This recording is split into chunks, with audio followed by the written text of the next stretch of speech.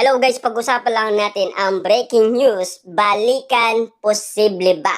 Ayon kasi guys sa balibalita ngayon, finish na Katniel fans nagdududa sa mga kilos ni Daniel Padilla at Catherine Bernardo. May posible ba?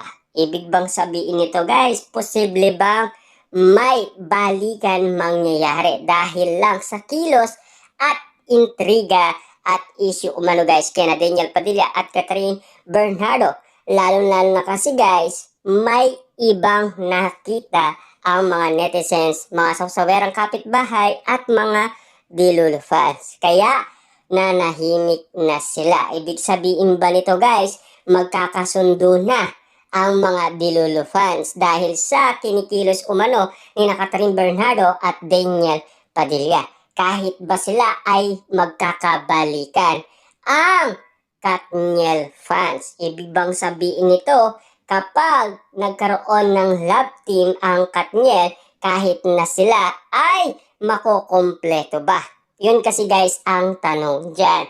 Kaya nga naman guys nagbabardagulan sila sa social media dahil ang nagtiwala kay Daniel Padilla ay na kay Daniel Padilla. At ang nagtiwala kay Catherine Bernardo ay na kay Catherine Bernardo. Ano ba guys ang tingin ninyo nangyayari ngayon sa social media? Bakit nila pinapalalangin ang ganitong sitwasyon? Kahit iwalay guys ang mga Dilulu fans, iisa lang ang pananaw nila. Meron naman guys nagdadasal na sana magkabalikan ang Katniel. Meron naman guys nagdarasal na sana magkabalikan ang Katniel. Siyempre guys, kung pagpipiliin natin ang Katniel, malabo na mangyari yan. Kasi kilala natin guys si Alden Richard. Kapag meron nang nangyaring issue at intriga, sigurado guys, wala na kay Alden Richard yan.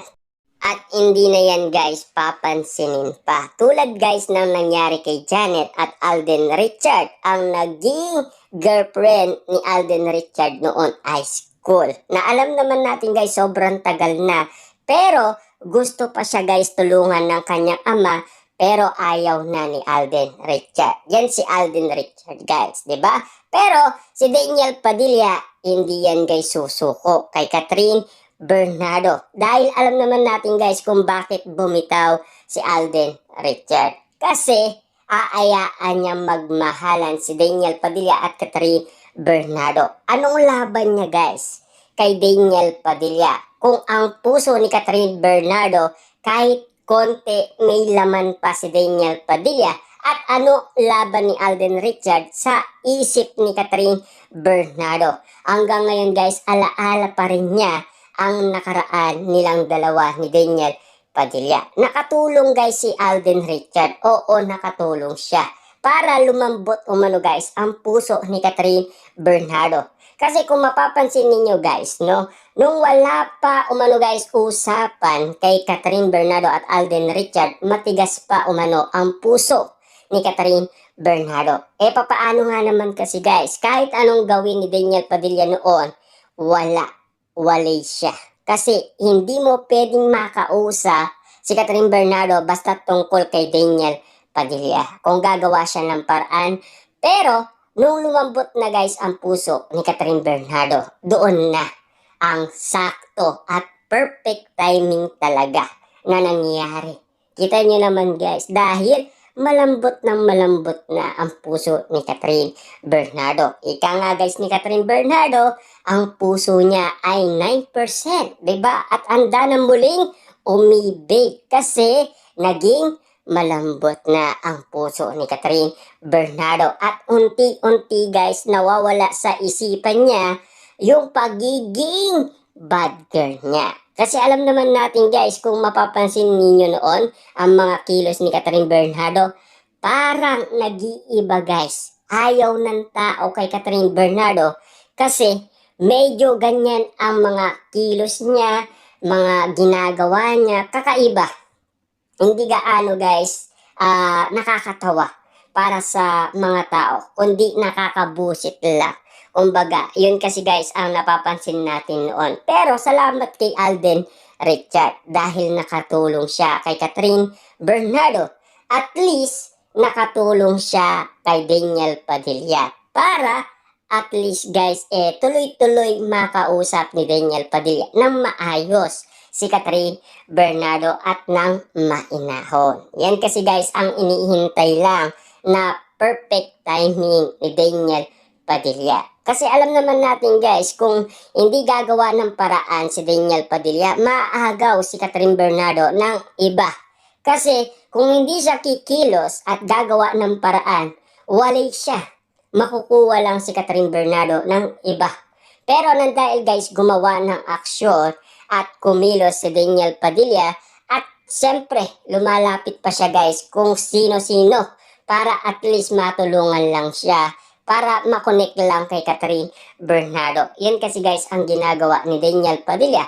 At lalong-lalo na kasi guys sa mga ginagawa ngayon ng mga Dilolo fans noon na parang sila pa ang naglalayo umano guys kina Daniel Padilla at Catherine Bernardo. Papaano nga naman kasi guys, pabonggahan sila ng mga regalo.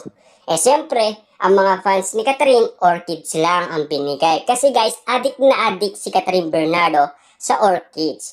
Kasi si Catherine Bernardo guys, wala sa kanya kahit piso yan tatanggapin ni Catherine Bernardo yan. Malaking bagay yan guys kay Catherine Bernardo. Yun nga guys ang kinatuwa ni Alden Richard doon noong sila ay nasa Hong Kong. Diba? Akala niya guys kakaiba si Catherine Bernardo. Kahit candy guys na tigpipiso, tatanggapin pala ni Catherine Bernardo.